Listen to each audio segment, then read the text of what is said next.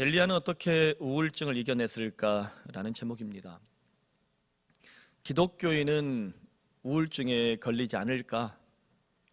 우울증에 걸린 기독교인은 믿음이 부족하거나 기도가 부족한 것일까? 이런 좀 혹독한 말이, 모진 생각들이 90년대만 해도 한국 교회 안에 팽배했습니다. 그래서 영적 침체를 경험하거나, 지금은 우울증이 다 아는데 그때는 화병, 계속 가슴을 치는 이 화병에 걸리면 기도가 부족해, 믿음이 부족해. 그래서 사람들을 좀 매몰차게 박대했던 설교들이 한동안 유행했죠. 그런데 미국이 자랑하는 대통령이자 신실한 기독교인으로 유명했던 링컨 대통령이 지독한 우울증 환자였다고 합니다. 이분이 신앙이 나쁜 사람이 아니잖아요. 굉장히 이성적이며 또 영적인 부분들도 있고 당연히 똑똑한 사람인데 평생 우울증 환자였어요. 어머니가 죽고 또 사랑했던 누나가 죽고 그리고 결혼 후에 두 자녀를 연달아 잃으면서 링컨의 우울증은 자살 충동을 일으킬 정도로 그리 심각해졌다고 합니다. 오죽하면 주변 사람들이요, 링컨을 이렇게 주시했대요. 호주머니에 칼이나 총 못 넣게 했대요. 자살할까 봐. 그리고 혼자 숲속 걷는 거. 요즘에는 여러분 건강해지게 숲속 많이 들어가잖아요. 근데 링컨이 혼자 숲속 들어가면 혹시 나무에 목 매달까 봐 못 들어가게 하고 그랬대잖아요. 같이 가거나. 그 정도로 신경을 많이 쓰이게 했답니다. 우울증은 마음의 감기라고 합니다. 우울증의 별명이 마음의 감기다. 지금 겨울철 되니까 여러분 감기 좀 걸리죠? 감기 안 걸리는 사람이 없어요. 감기가 올 때는 내 몸에 어떤 면역이 약해졌구나. 그럼 내가 음식을 잘 먹고 좀 쉬고 나를 돌봐야 될 때구나 라고 생각하는 겁니다. 이게 감기예요. 그래서 감기는 참 좋은 또 벗이 되기도 합니다. 따라서 감기는 누구나 걸리는 것처럼 우울증 역시 누구나 걸릴 수 있는 것입니다. 나는 절대 우울하지 않아. 그런 사람 없잖아요. 오늘 본문에서 위대한 선지자로 유명한 엘리야가 우울증에 빠져 헤매고 있습니다. 극렬한 자살 충동을 느끼며 엘리야는 몸부림치고 있어요. 그렇다면 우울증이 찾아왔을 때 겪게 되는 이 보편적인 증상들 어떤 것이 있을까? 이걸 우리가 먼저 좀 간단히 살펴보고요. 엘리야를 통해서 그리스도인으로서 우리들은 어떻게 우울증을 극복하면 좋을까에 대해서 좀 더 심도 깊은 설교를 좀 나누면 좋겠습니다. 먼저 우울증에 걸리면 신체적 증상이 다양하게 나타난다고 하죠. 만성 피로감이 오고요, 불면증이 오고, 잠을 잘 못 자거나 혹은 잠을 많이 자는 과수면증. 오늘 엘리야는 과수면증입니다. 먹으면 자빠져 자요. 이게 지금 엘리야의 이제 우울증 증세인데요. 또 두통, 소화불량, 가슴 답답함, 이런 것들이 대표적인 증상들이라고 그래요. 이 우울증으로 찾아오는 이런 문제들은요, 갤포스를 먹어도 해결이 잘 안 됩니다. 이게 계속 반복되는 거예요. 그래서 이런 증세가 혹시 2주 이상 지속된다, 그러면 여러분 기도 먼저 가지 마시고요, 병원을 먼저 가세요. 그래서 신실한 기독교인 정신과 의사가 있다면 상담하고 약물 치료를 받고 좀 힘을 얻어서 여러분 기도하고 이렇게 하는 것이 더 좋습니다. 또 이 우울증의 제일 큰 문제는 뭐냐면 자동적 사고라는 거예요. 이런 증세가 계속되면서 아무리 좋은 일이 나고 아무리 내게 이게 이렇게 좀 기쁜 일이 일어나도 매사를 부정적으로 생각하게 만드는 자동적 사고가 일어난답니다. 나는 안 돼, 못하게 해서 어째, 이렇게 해서 자동적 사고가 일어난다. 이게 더 위험한 거예요. 누구나 다 우울할 수 있죠. 누구나도 마음이 안 좋을 수 있습니다. 근데 이것이 모든 일에, 아들이 서울대 의대를 합격했대요. 저러다 죽으면 어떡하나. 모든 다 푸른 사랑의 교회 등록했대. 저러다 시험 들면 어떡하나. 우리 교회 일단 등록하기 어렵거든요. 굉장히 좋은 교회라, 찾기도 힘든 교회라 반응이 뜨겁지 않군요. 그러니까 좋은 일이 생겨도요, 마음속에 다 매사에 안 좋게 생각하는 부정적 사고, 이게 굉장히 위험한 병리적 현상이 일어난다는 거예요. 그래서 우울증 환자들은 세 가지 공통점이 있다고 연구하는 사람들이 말을 하는데요. 첫째, 나는 아무것도 할 수 없다, helpless. 난 누구도 도와줄 수 없다는 거예요. 무력감. 두 번째, 나는 가치 없는 존재다라는 worthless, 무가치함. 세 번째, 나는 희망이 없는 존재다라는 hopeless, 무망감. 무력감, 무가치함, 무망감. 이 세 가지가 찾아온다는 거예요. 엘리야가 딱 무력감, 무가치함, 무망감에 빠져 있습니다. 그렇다면 위대한 선지자로 유명한 이 엘리야가 도대체 왜 이런 우울증에 깊이 빠졌을까? 외적인 문제가 대체로 다 이 우울증을 일으키는 첫 번째 요인이에요. 2절에 보면 엘리야를 우울하게 만든 외적인 요인들이 나오는데요. 이세벨이 사신을 엘리야에게 보내 말했습니다. 내가 내일 이맘때에는 반드시 네 생명을 저 바알 선지자들 중 한 사람의 생명과 같게 하려 죽여버리겠다는 거예요. 그렇게 하지 않으면 내가 믿는 신들이 내게 벌 위에 벌을 내림이 마땅하다. 이세벨이 바알 선지자급이에요. 바알 전도사로 유명한 여자인데 아주 독해요. 그러니까 이 엘리야가 이세벨의 살해 위협 앞에서 마음에 뚝이 무너지고 말았습니다. 내일 이맘때 너를 죽여버리겠다. 구체적인 시간까지 알려주는데, 그렇다고 우리에게 이게 참 의구심이 있는 건요, 그렇다고 해서 갈멜산에서 대승리를 거둔 엘리야가 그렇게 쉽게 우울증에 빠질 수 있을까에 대한 질문이에요. 이 본문을 묵상하면서 두 가지 원인을 제가 좀 찾아봤는데요. 하나는 영적 공허이고요, 다른 하나는 친밀한 사람들의 부재입니다. 영적인 공허감과 친밀한 사람들의 부재. 자, 엘리야가 갈멜산에 위대한 역사를 일으켰어요. 바알 선지 450명을 척결하고 이스라엘 땅에 하나님이 진짜다라고 하늘에서 불을 떨어뜨리는, 그리고 갈멜산에 기도하니까 하늘에 뭐가 또 떨어져요? 비가 내려요. 물과 비를 부르는 선지자. 이스라엘 백성들이 열광을 했죠. 엘리야 최고라고, 엘리야 앞에 그냥 무릎 꿇고 박수를 치는 거예요. 인생 최고의 순간을 경험했습니다. 하지만 하나님과 가장 가까울 때가 가장 위험할 수 있다라는 것을 우리가 잊으면 안 됩니다. 여러분, 한국교회에 소위 90년대, 2000년대에 21세기 지도자로 꼽혔던 목사님들이 있어요. 전 모씨부터 해서 많아요. 이분들이 언제 사고 쳐요? 교회가 고만고만할 땐 사고 안 쳐요. 어마어마하게 느니까 그때 사고를 치는 거예요. 최고의 전성기, 하나님과 가장 가깝다고 느낄 때 그때 사고를 치는 거예요. 그러니까 이게 위험한 거죠. 그러니까 저는 사고 칠 일이 없어요. 우리는 아직도 갈 길이 멀기 때문에. 이게 얼마나 위험한 문제냐면요, 예수님도 40일 금식을 마쳤을 때 사탄이 시험했잖아요. 이걸 잊지 마십시오. 예수님도 사탄에게 시험을 받았다. 언제예요? 40일 금식 기도했을 때. 뭐 한 5일, 6일짜리, 7일짜리 단식으로는 안 돼요. 40일쯤 금식해야 돼. 하나님과 가장 친밀하고 하나님 능력이 가장 탁월할 때 누가 찾아올 수 있다? 가장 강력한 시험이 찾아올 수 있다라는 것을 우리가 뼈저리게 느껴야 됩니다. 여러분, 이 영적 시험과 공허함, 엘리야가 이때 이걸 느낀 거예요. 어마어마한 사역의 결과물이 찾아왔을 때 그때 엘리야 마음속에 총 맞은 것처럼 텅 빈 마음이 찾아온 거예요. 개인적으로 저에게도 언제가 가장 공허하냐라고 물어본다면 주일 밤입니다. 주일 예배를 인도하고 설교를 마치고 주일 밤이 되면 주일 저녁은 항상 저의 밤을 앗아가려고 그래요. 잠을 앗아가려고 합니다.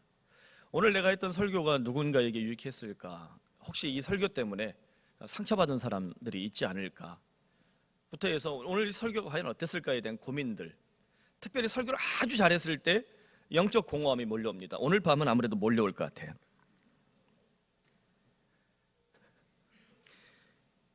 그때 중요한 사람이 누구냐면 친밀한 사람들이에요.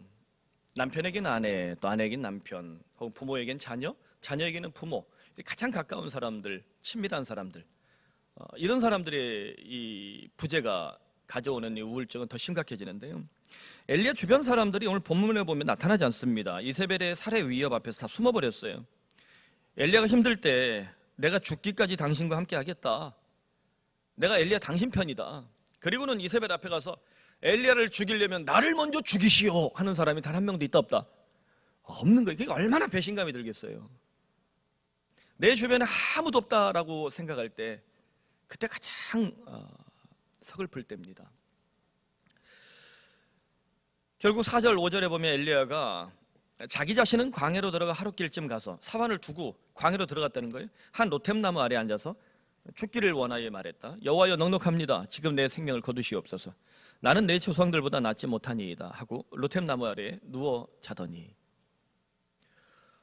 엘리야가 지금 깊은 우울증에 빠지고 말았습니다. 사실 이런 마음을 아마 우리 성도님들 중에도 겪은 분들이 꽤 많을 거예요. 저에게도 이전 교회에서 소위 부목사로는 더 이상 올라갈 자리가 많이 보이지 않는 위치에 가 있을 때 그때가 가장 영적으로 공허하고 친밀한 사람들의 부재가 얼마나 큰지에 대해서 뼈저리게 느낀 적이 있습니다. 그리고 교회를 개척하고도 한두 번, 뭐 우울증 깊은 수준은 아니지만 우울감이 몰려와서 굉장히 힘들고 어려웠던 적이 있어요. 그때 버티게 한 것은 아내의 또 자녀들의 그리고 친밀한 사람들의 부재가 아닌 존재, 이것이 참 큰 위로가 됐거든요. 교회는 이런 것입니다. 엘리야는 지금 교회를 잃어버렸습니다. 로뎀나무 아래, 그 초라한 나무 아래 있어요. 엘리야는 무력감, 무가치함, 무만감에 빠져서 죽여달라 외치고 있는데요. 그 위치가 바로 로뎀나무예요. 로뎀나무가 얼마나 웃기냐면요, 나무가 아니에요. 고작 1m 정도 남짓한 관목이, 풀이라고 하긴 애매하고요. 그러니까 우리 학교 나가보면 이렇게 좀 조그만한 이게 나무들이 있죠. 겨울나무, 겨우살이 하는 것들. 그런 수준인 거예요. 그러니까 잘 크면 2m도 가지만 대체로 다 1m 전후예요. 그래서 이 로템나무, 그냥 빗자루나 쓰는 이 로템나무, 불쏘시개나 쓰는 이 로템나무, 이 초라한 로템나무, 이게 바로 선지자로서 자신의 가치를 잃어버린 옹색한 엘리야를 보여주는 것 같은 상징이에요. 저 로템나무 아래 더 이상 위대한 선지자는 존재하지 않습니다. 보이지 않습니다.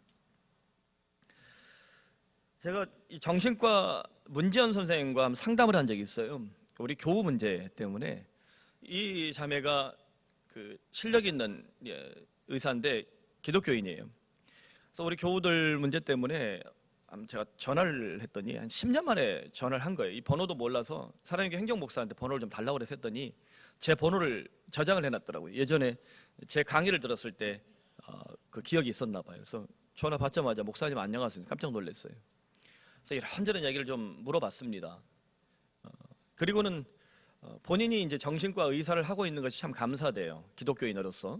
왜냐하면 우울증이나 조울증을 앓는 환자들을 정신 분석학적으로도 보지만 기독교인으로서 영적인 관점에서 어떻게 하면 이 사람을 잘 회복시킬까에 대한 고민을 참 많이 하는데, 사람을 만나보면 그분들이 대체로 다 착한 사람들이다라는 얘기를 해요. 그리고 제게 이렇게 조언하더라고요. 목사님, 나쁜 사람들은 우울증에 잘 걸리지 않아요. 목사님 교회에서도 우울증에 걸리는 성도들은 아마 배려심이 많고 착한 사람들일 텐데 나 때문에라고 생각하니까 우울증에 잘 걸려요. 나 때문에. 그러니까 우울증에 걸리는 사람들은 대체로 어떤 사람이에요? 따라봅시다. 독한 놈은 우울증 안 걸린다. 전두환 씨가 우울증 걸리겠어요? 절대 안 걸립니다. 노태우 대통령 경우에는 자녀들이 예수를 믿고 그리고 복음을 전했다는 얘기들이 들려오는데, 이제 살 날이 얼마 안 남았으니까 자신이 살아있는 동안 광주 학살이라든가 또 그런 부분에 대해서 다 털고 싶은 마음이 있는 것 같아요. 이번에도 가서 사죄를 하잖아요. 이런 모습들이 우리 한반도 사회에 참 필요한 정신이 아닌가 싶은데, 독한 사람 잘 안 걸려요. 교회에서도요, 독한 목사 보세요. 독한 목사님 죽을 때까지 우울증 걸려요, 안 걸려요? 잘 안 걸려요. 국회도 보세요. 독한 정치꾼들 우울증 걸려요, 안 걸려요? 안 걸려요. 대체로 우리 착한 국민들, 우리 착한 사람들, 정말 배려심 많고 성실하게 살아가는 사람들.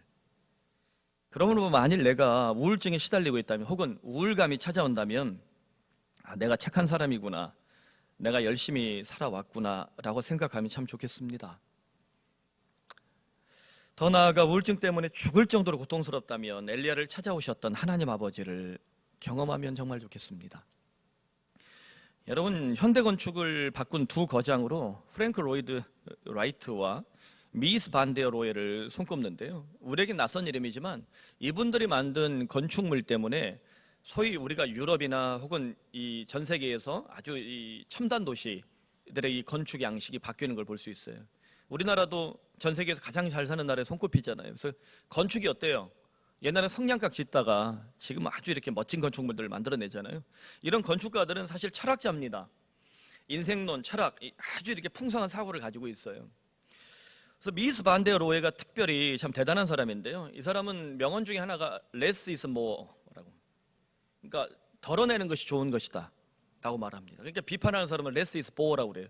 네가 덜어내서 이게 좀 이렇게 짜증난다 이렇게 하는데, 사실 이게 참 성경적이라는 생각을 해요.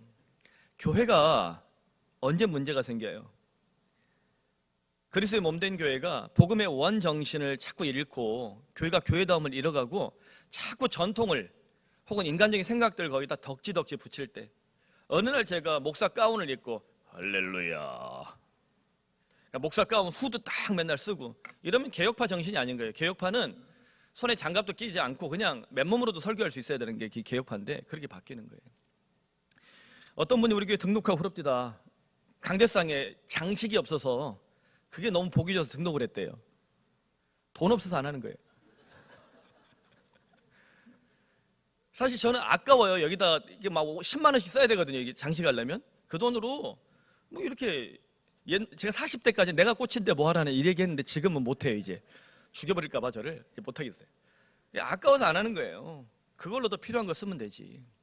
그러니까 덜어내는 것이 더 좋은 겁니다. 제가 우리 교우들이 평신도 목회를 할 때 하는 걸 다 웬만하면 제가 브레이크를 거는 적이 없어요. 근데 가끔 이건 이렇게 하면 어떨까요? 라고 제가 브레이크를 조금씩 걸을 때는 언제냐면 이게 less is more가 안 될 때, more and more를 하려고 그럴 때, 저도 마찬가지예요. 저도 그러려고 그러면 여러분 저를 브레이크를 걸으셔야 돼요.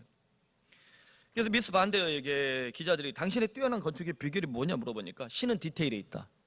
덜어내는 게 자기의 능력이라는 거예요. 그래서 아무리 웅장한 건축물을 하더라도 아주 사소한 부분까지 건축가는 신경을 쓰고 과하지 않게, 과잉이 되지 않게, 모호하지 않게, 레스하게 덜어내는 것, 뺄셈과 나눗셈을 잘하는 것이 위대한 건축물의 특징이라는 거죠. 그래서 단순한 건물이 아닌 위대한 건축물은 그렇게 탄생합니다. 오늘 신은 디테일에 있다라는 명언을 확대해서 엘리야에게 그리고 우리들에게 적용하면 좋겠어요. 우리는 우연한 인생이 아니라 위대한 하나님의 건축물, 하나님의 자녀들인 줄로 믿습니다. 여러분, 많은 학자들은 오늘날 수많은 이 천재들은요 인간을 우연한 존재라고 그래요. 성경은 말합니다. 우리는 위대한 하나님의 자녀라고. 우리가 그리스도인이 됐을 때요 우리가 믿는 신이 다른 것이 뭐냐면 종교는 사람을 신의 노예를 만들어요. 오늘의 교회가 만일 성도를 신의 노예, 교회의 노예, 목사의 노예로 만들고 있다면 아주 잘못된 것입니다. 우상화된 것이. 성경은 우리에게 우리가 하나님의 자녀라고 그래요. 내가 너희를 죄의 노예 됐을 때, 세상의 노예 됐을 때, 권력의 노예 됐을 때, 돈의 노예 됐을 때 그 자리에서 끌어내서 내가 너를 자녀 삼았다고 그래요. 주님이 십자가에 달려서 피를 뿌리고 죽으셨을 때 그 피가 우리를 살리셔서 우리의 혈통이 하나님의 거룩한 혈통이 된 줄로 우리 믿습니다. 그래서 사도 바울의 이 고백 로마서 8장 14절 17절이 너무나도 우리에게 유익합니다. 여러분, 인생의 좌절과 심각한 영적 이 충격 혹은 인생의 우울증이 찾아왔을 때 로마서 8장을 반복하고 또 반복해서 여러분 암송해 보시기 바랍니다. 로마서 8장은 성경 중에 성경이요 복음의 황금이라고 합니다. 복음의 면류관이라고 불리는 한 장이에요. 그래서 제자훈련 사역훈련할 때 이 장을 가지고 공부도 하고 암송도 하고 그러잖아요. 바울이 외칩니다. 무릇 하나님의 영으로 인도함을 받는 사람은 곧 하나님의 아들이라. 자녀이면 또한 상속자 곧 하나님의 상속자요 그리스도와 함께한 상속자니 우리가 그와 함께 영광을 받기 위하여 고난도 함께 받아야 할 것이니라. 아멘. 우리 영광이 있는 줄로 믿습니다. 어마어마한 그 영광 앞에 우리에게 고난도 오길 바랍니다. 그러나 그 고난은 아주 지푸라기처럼 작을 수밖에 없다는 거예요. 그래서 상속자는 아버지의 유산과 책임을 물려받는 자녀잖아요. 엘리야가 하나님의 자녀의 상속자예요. 엘리야가 마음의 감기로 죽게 생겼을 때 하나님이 어떻게 이 상속자를 대우하시는가? 5절 7절에 보면 천사가 그를 어루만지며 말했다. 일어나서 먹으라. 본즉 머리맡에 숯불에 구운 떡과 한 병물이 있더라. 이에 먹고 마시고 다시 누웠더니 여호와의 천사가 또다시 어루만지며 이르되 일어나 먹으라. 네가 갈 길을 다 가지 못할까 하노라 하는지라. 여러분, 엘리야가 그릿시내가에 숨었을 때요 비가 안 올 거라고 말하고 그릿시내가에 숨었지. 그때 소심해. 엘리야가 좀 소심한 사람이에요. 엘리야가 소심하고 착한 사람이에요 보니까. 그런데 엘리야와 전혀 다른 기질을 가진 선지자가 또 나와요. 아주 호방이에요. 사람들 막 끌고 다니고 왕들하고도 막 한바탕 대거리를 할 수 있는 아주 이게 호방한 사람이 있어요. 엘리샤예요. 기질이 아주 다릅니다. 엘리야가 그릿시내가에 숨어서 이렇게 좀 두려워할 때 하나님께서 엘리야가 나름 건강할 때 보내신 이 존재가 뭐예요? 뭘 보내서요? 그때는 까마귀를 보냈거든요. 근데 엘리야가 지금 죽게 생겼어요. 우울증 걸려 죽게 생겼을 때 뭘 보냅니까? 까마귀 나부랭이를 안 되는 거예요. 하나님의 천사를 보내셨어요. 천사는 하나님을 섬기는 존재이잖아요. 그러니까 하나님의 천사 수종든다 최고의 섬김을 말합니다. 특히 어루만지며. 저는 이 단어가 그렇게 가슴을 뭉클하게 하더라고요. 마치 엄마가 어린 아기 힘들 때 자장 엄마 손은 약손. 왜 자장가는 다 우울한지. 아무튼 그 애가 아프면 이렇게 엄마가 막 하는 손 있잖아요.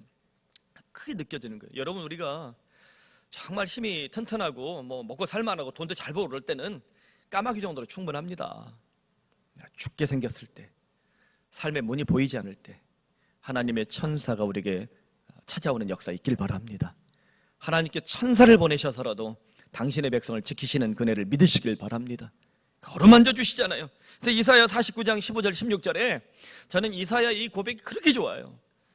여인이 어찌 그 젖 먹는 자식을 잊겠으며 자기 태에서 난 아들을 긍휼히 여기지 않겠느냐. 이 모성애잖아요. 엄마의 마음. 그런데 하나님 그럽니다. 엄마, 그렇게 모성애 대단한 엄마가 혹시 잊을지라도 난 너를 잊지 않겠다. 내가 너를 내 손바닥에 새겨놓았다. 할렐루야. 주님이 우리 이름을 어디에 새겨놨대요? 당신의 손바닥에. 주 예수 그리스도께서 십자가에 못 박혀 죽으셨습니다. 이만한 대못이 발목과 팔목을 찍어 눌렀어요. 피가 솟구칩니다. 그런 그 피가 우리를 살리는 줄로 믿습니다. 더 나아가 그 피가 이 손바닥에 새겨져서 우리의 이름이 되고 우리의 인생이 되는 역사가 있음을 믿으시길 바랍니다. 예수님의 구원은 이렇게 놀라운 거예요. 그저 위대한 사람의 구원이 아니라 주님이 그 생명으로 그 피로 우리 이름을 그 손바닥에 새겨놓은 줄로 우리는 믿습니다. 그러므로 사랑하는 성도 여러분, 우리들도 인생을 살면서 엘리야 신드롬에 빠질 때가 참 많이 있습니다. 회사에서 일터에서 열심히 일했지만 이세벨 같은 존재가 나타나서 위협을 할 때도 있죠. 돈이 되기도 하고 부동산, 승진, 가족, 내게 소중했던 것들이 이세벨처럼 나를 죽이려고 위협하는 인생 문제들이 될 때가 얼마나 많습니까? 더 나아가 그리스도인들은, 특별히 성도들은 교회에서 엘리야 신드롬을 경험할 때가 많습니다. 주로 어떤 사람들입니까? 봉사 열심히 안 하고 교회가 어떻게 돌아가든 신경 안 쓰고 캐세라 하는 사람은 안 걸려요. 아, 그러면 안 걸리는 있어야지. 그렇게 살 수는 없잖아요. 우리가 교회를 세우기 위해 열심히 사역하고 최선을 다해 헌신했는데 목사가 변질되고 교인들이 이세벨처럼 변질되어서 이 착한 성도들에게 우울증이 느닷없이 찾아올 수 있다는 겁니다. 여러분, 우리들도 신앙생활하면서 교회에서 만나게 되는 이 우울증들 참 얼마나 많습니까? 하지만 하나님의 사랑은 디테일합니다. 하나님은 사랑이시라. 믿습니까? 비록 교회가 혹은 목사가 혹은 내가 알고 있던 성도들이 이런 이 이시벨 같은 이 모습으로 변질될 때 우리의 신앙이, 우리의 인생이 다 사라지는 것 같지만 하나님의 사랑은 디테일합니다. 하나님이 잊지 않으세요. 하나님 나의 예배와 찬송과 기도를 기억하십니다. 하나님은 그때 내가 흘렸던 눈물과 헌신과 수고를 잊지 않으십니다. 그렇기에 내가 정말 죽을 것처럼 고통스러울 때 하나님 반드시 나를 찾아오시고 천사를 보내셔서라도 빵과 물을 공급해 주실 것입니다. 그러므로 사도 바울이 외쳤던 이 로마서 8장의 유명한 한 문장, 누가 우리를 하나님의 사랑에서 끊을 수 있는가?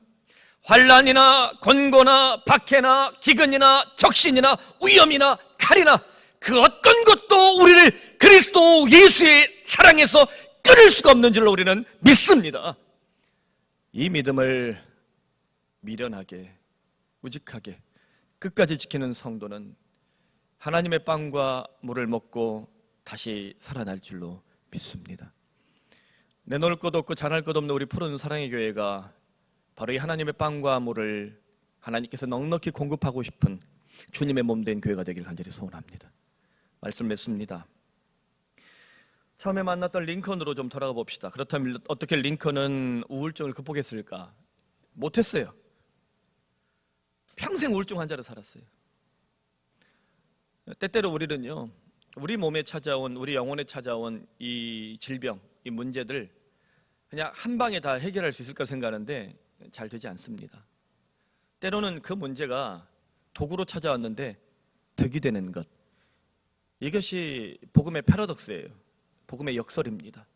예수님 안 죽을 수 있는데 죽으셨잖아요. 죽으심으로 당신의 죽음 가운데 우리 모든 인류가 죽고 당신의 부활하신 가운데 모든 인류가 부활할 수 있는 하나님의 패러독스, 복음의 패러독스, 복음의 역설이 일어나잖아요. 여러분, 때때로 우리가 우울증에 걸리면요, 평생 그게 그대로 남아있을 수 있어요. 그런데 예수 믿기 때문에 견딜 수가 있습니다.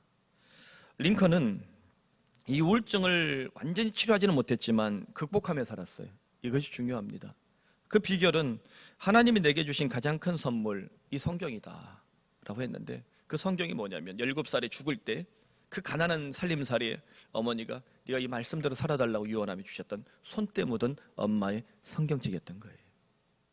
우울증에 시달릴 때마다, 삶의 문제에 죽을 것 같을 때 어디로 돌아갑니까? 엄마의 손때 묻은 성경책. 이것이 링컨의 영적 고향이었습니다. 여러분의 영적 고향은 무엇입니까?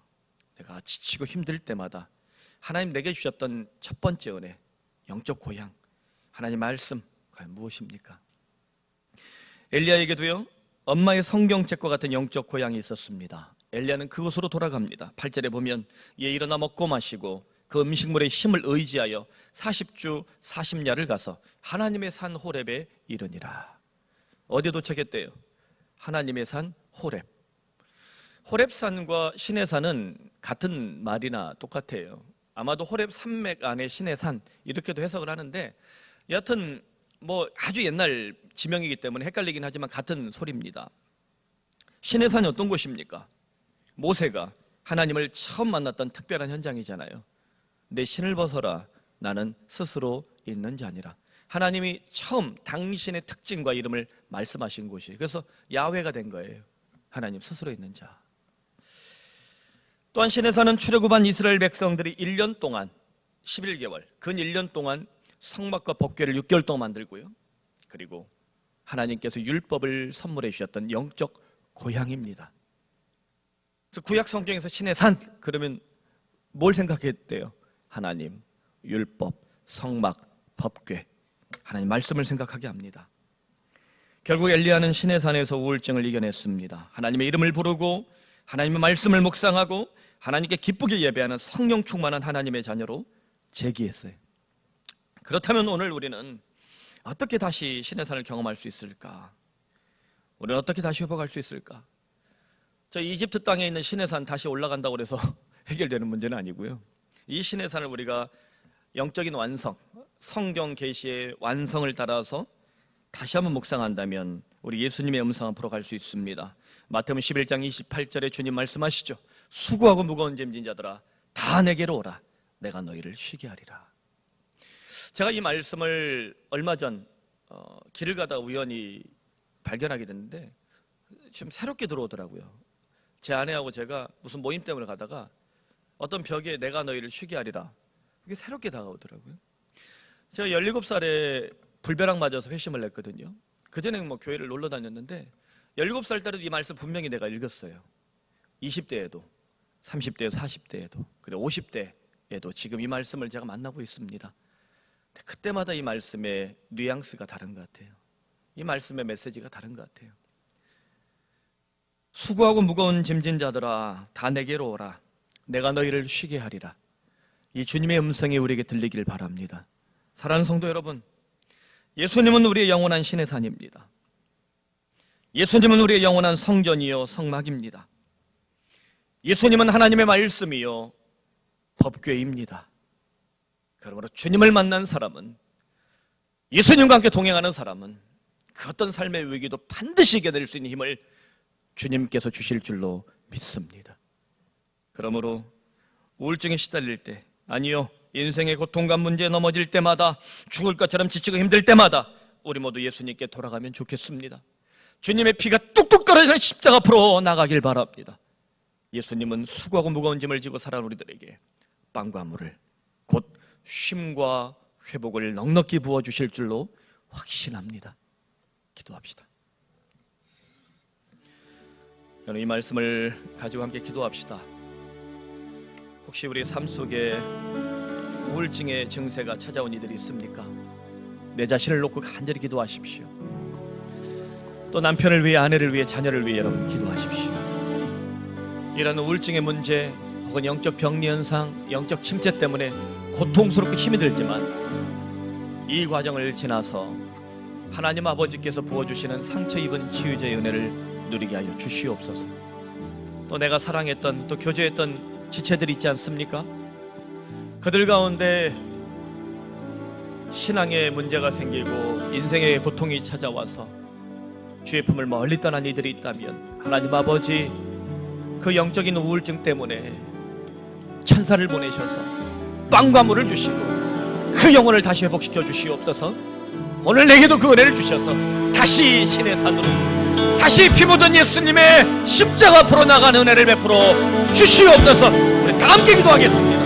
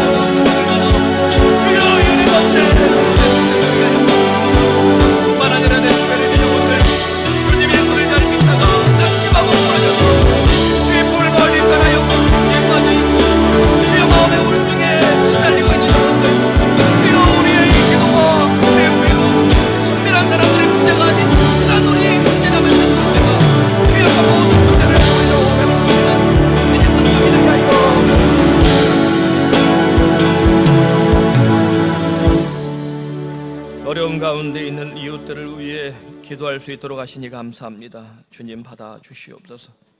온 마음을 다해 예배자의 삶을 살 수 있도록 깨닫게 하시니 감사합니다. 주님께서 고치셨다는 믿음을 주시니 참으로 감사합니다. 죽어가는 영혼들 긍휼히 여기는 마음을 주시니 감사합니다. 국내 모든 선교지에 피땀 흘려 사역하는 주의 종들의 눈물의 기도를 응답되게 하여 주시옵소서. 하나님 되심을 찬양합니다. 친히 가시고 앞서가시는 주님을 기대합니다. 거룩하신 하나님 아버지, 성도들의 기도 제목 한 자리 한 자리마다 주님 잊지 마시고 응답하여 주시옵소서. 위대한 선지자 엘리야도 우울증에 시달리며 죽을 같은 고통을 경험했습니다. 하나님, 한평생 우리는 이런 마음의 질병 또 영적 침체에서 벗어날 수 없을지도 모르겠습니다. 하지만 우리에겐 신의 산이 있습니다. 우리 주 예수 그리스도가 계십니다. 누가 우리를 우리 주 예수 그리스도의 사랑에서 끌을 수 있으리요?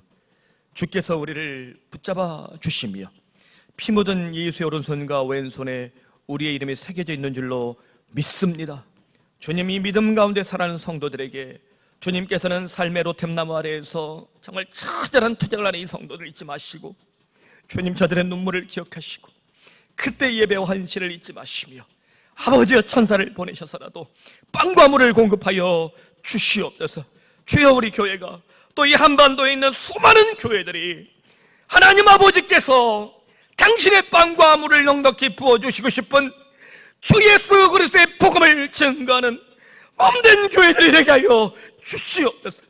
오늘 이 시간 주님께 기도하는 이 성도들의 눈물을 잊지 마시며 이 기도를 잊지 마시며 하나님 아버지 예수 믿는 인생에 부어주시는 하나님 아버지의 크고 놀라운 신비를 맛보게 하여 주시옵소서. 수고하고 무거운 짐진 자들아 다 내게로 오라. 내가 너희를 쉬게 하리라. 주님, 연말 또 연초를 보내며 우리의 묵은 때를 다 씻어내고 곱셈, 덧셈만 하려는 인생에서 뺄셈, 나눗셈을 통해서 덜한 것이 더 좋은 것이다, 우리에게 있는 이 영혼의 혹은 삶의 헛된 것들을 하나하나 끊어내서 하나님 아버지 본질을 붙잡는 인생이 되게 하여 주시옵소서. 군생활 중에 유학 중에 있는 우리 자녀들을 지켜주시며 멀리 해외에 살고 있는 우리 교우들을 돌보아 주시고 하나님 아버지 일터를 구하는 청년 장년들을 잊지 마시고 일터 수고에 쓰는 장년 노년들에게 주여 베풀 만한 자비와 은혜를 허락하여 주시옵소서. 우리 모두가 주께 찬양과 예배와 경배를 올려드립니다. 또 우리의 마음을 예물을 모아서 주께 헌상하오니 이 예물을 흠양하시고 받아 주시옵소서. 예수님의 이름으로 기도드리옵나이다. 아멘. 할렐루야. 예수 늘 함께 하시네. 지난주에 우리 함께 불렀던 찬양이 참 좋죠. 이 찬양과 함께 여호와께 돌아가자 찬양까지 함께 우리 주님께 송영을 올려드리겠습니다.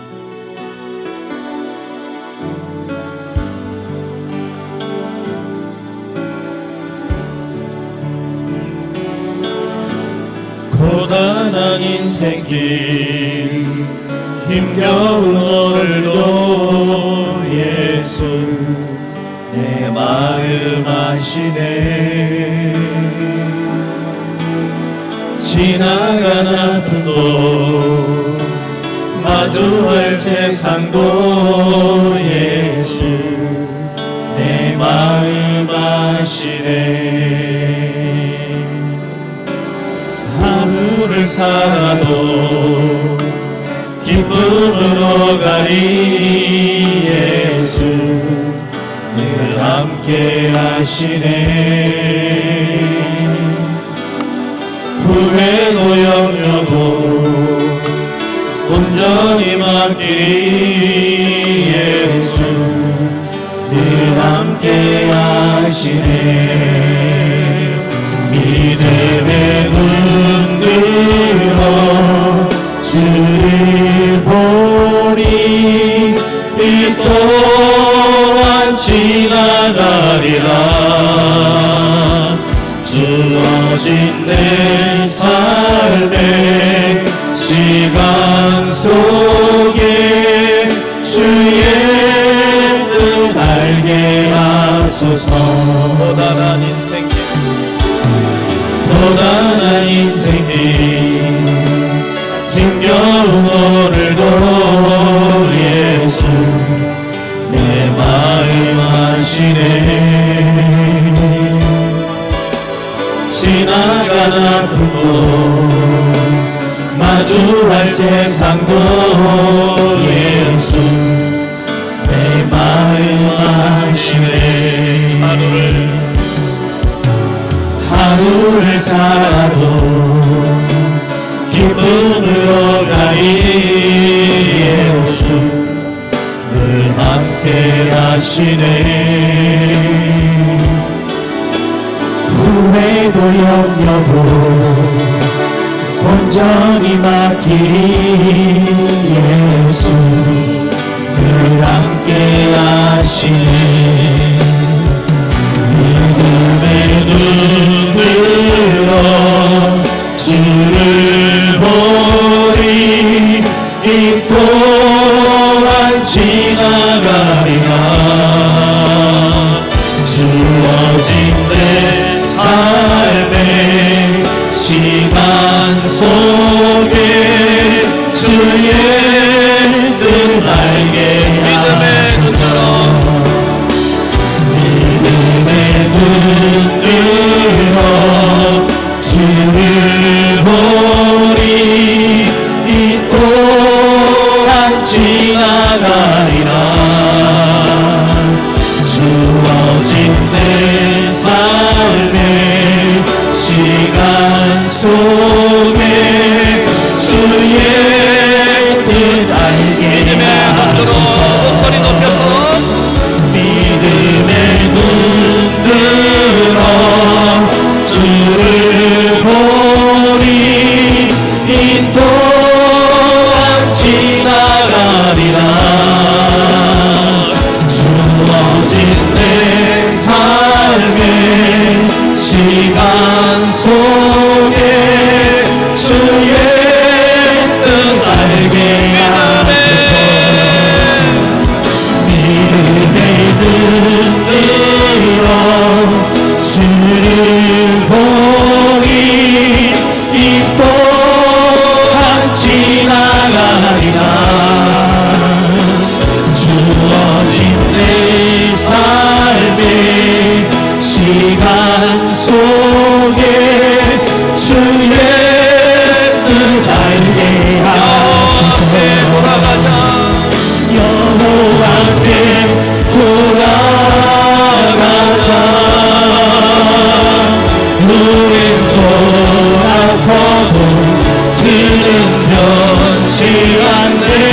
여호와께 돌아가자.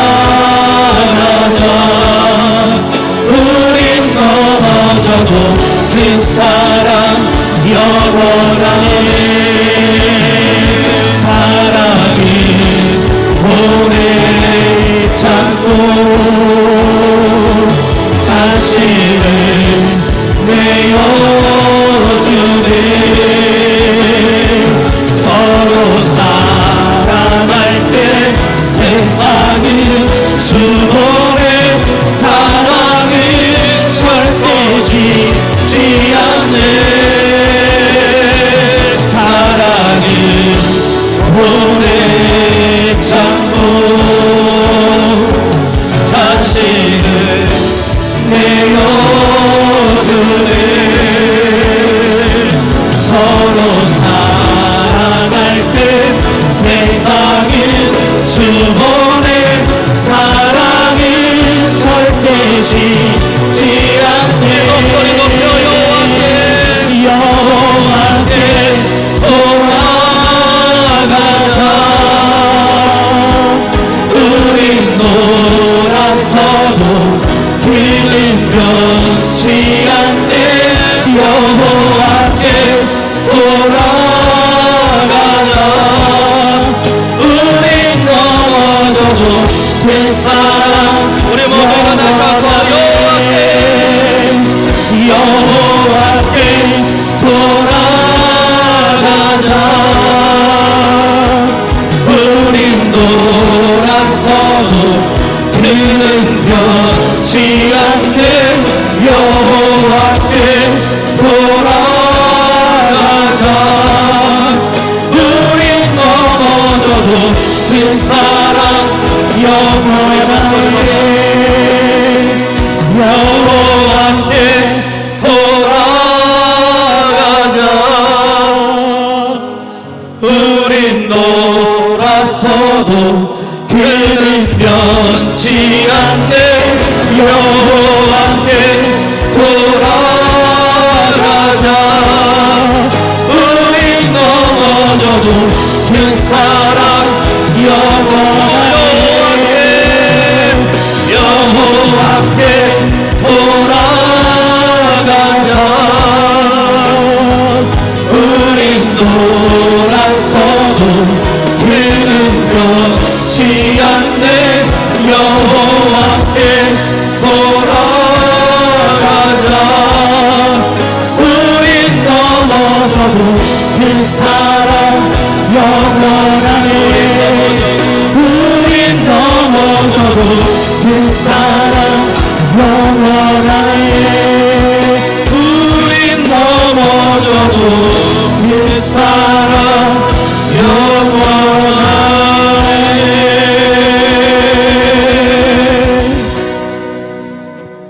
주 예수 그리스도의 은혜와 하나님 아버지의 사랑과 성령의 돌보심이 삶의 현장에서 때때로 우울증을 만날 때, 죽을 것처럼 고통스러운 문제가 일어날 때, 이세벨 같은 존재가 위협할 때, 때때로 넘어지고 부러질 때가 많지만 그럼에도 불구하고 엘리야처럼 기어코 신의 산에 우리 이름을 피 묻은 손바닥에 새겨놓으신 주 예수 그리스도께로 돌아가기로 결단하는 우리 모든 교우들과 푸른 사랑의 교회와 한국교회와 세계교회 위에, 또한 말도 많고 탈도 많은 이 한반도 땅 위에 주의 품을 멀리 떠나 길을 잃어버린 영혼들, 우리가 반드시 복음을 전해야 될 그 영혼들 머리 위에 이제로부터 영원토록 함께 하시기를 간절히 축원하옵나이다.